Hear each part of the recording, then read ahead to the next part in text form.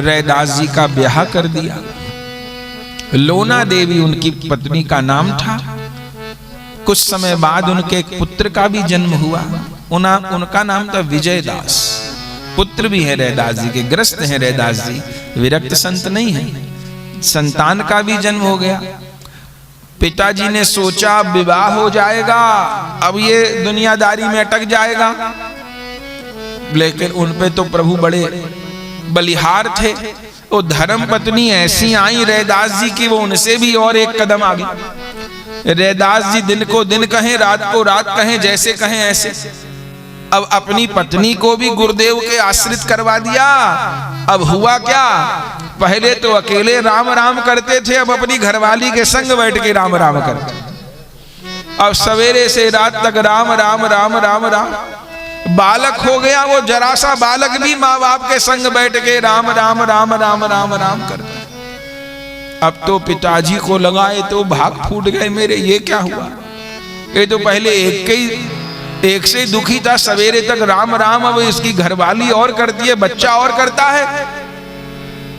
अब तो उनके पिता ने बड़ा कठिन कार्य किया। रैदास जी को आगे बोले, ये राम राम छोड़ेगा कि नहीं छोड़ेगा।